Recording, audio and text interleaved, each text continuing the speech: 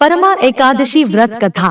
अधिक मास में कृष्ण पक्ष में जो एकादशी आती है वह परमा, पुरुषोत्तमी या कमला एकादशी कहलाती है। वैसे तो प्रत्येक वर्ष 24 एकादशियां होती है। जब अधिक मास या मलमास आता है तब इनकी संख्या बढ़कर 26 हो जाती है।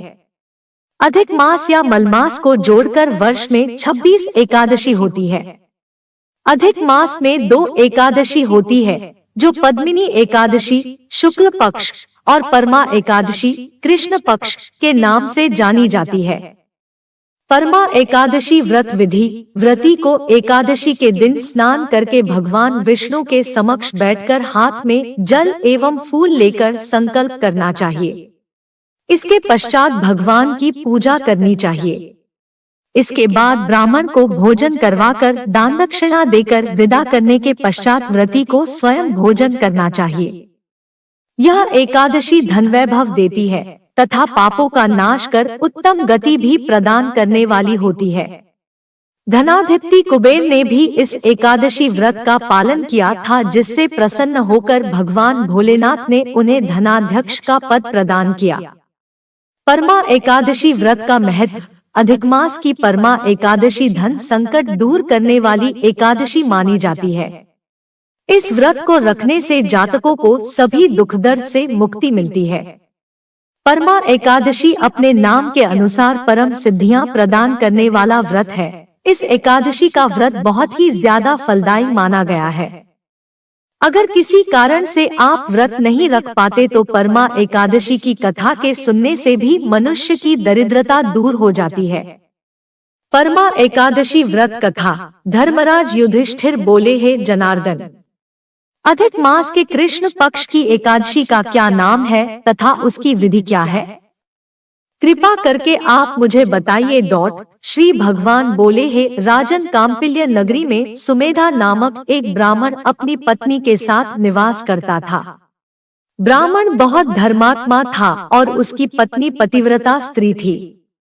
यह परिवार बहुत सेवाभावी था। दोनों स्वयं भूखे रह जाते परंतु अतिथियों की सेवा हृदय से करते थे। धनाभाव के कारण एक दिन ब्राह्मण ने अपनी पत्नी कहा, धनोपार्जन के लिए मुझे परदेश जाना चाहिए। ब्राह्मण की पत्नी ने कहा, मनुष्य जो कुछ पाता है वह अपने भाग्य से ही पाता है। हमें पूर्व जन्म के कर्मानुसार उसके फलस्वरूप ही यह गरीबी मिली है। अतः यही रहकर कर्म कीजिए, जो प्रभु की इच्छा होगी वही होगा। पत्नी की बात ब्राह्मण को जंच गई और उसने परदेश जाने का विचार त्याग दिया। एक दिन संयोगवश कौंडिल्य ऋषि उधर से गुजर रहे थे तो ब्राह्मण के घर पधारे। ऋषि कौंडिल्य को अपने घर पाकर दोनों अति प्रसन्न हुए। उन्होंने ऋषि की खूब आवभगत की। उनका सेवा भाव देखकर ऋषि काफी खुश हुए और पति पत्नी द्वारा गरीबी दूर करने का प्रश्न पूछने पर ऋषि ने उन्हें मलमास के कृष्ण पक्ष में आने वाली पुरुषोत्तमी एकादशी करने की प्रेरणा दी। व्रती को एकादशी के दिन स्नान करके भगवान विष्णु के समक्ष बैठकर हाथ में जल एवं फूल लेकर संकल्प करना चाहिए। इसके पश्चात भगवान की पूजा करनी चाहिए। इसके बाद ब्राह्मण को भोजन करवाकर दान दक्षिणा देकर विदा करने के पश्चात व्रती को स्वयं भोजन करना चाहिए। उन्होंने कहा, इस एकादशी का व्रत दोनों रखें। यह एकादशी धन वैभव देती है तथा पापों का नाश कर उत्तम गति भी प्रदान करने वाली होती है।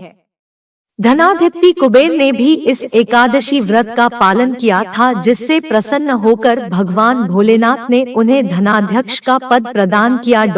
ऋषि की बात सुनकर दोनों आनंदित हो उठे और समय आने पर सुमेधा और उनकी पत्नी ने विधि पूर्वक इस एकादशी का व्रत रखा, जिससे उनकी गरीबी दूर हो गई और पृथ्वी पर काफी वर्षों तक सुख भोगने के पश्चात वे पति पत्नी श्री विष्णु के उत्तम लोक को प्रस्थान कर गए। अतः हे नारद, जो कोई मनुष्य विधि पूर्वक इस व्रत को करेगा भगवान विष्णु निश्चित ही कल्याण करते हैं।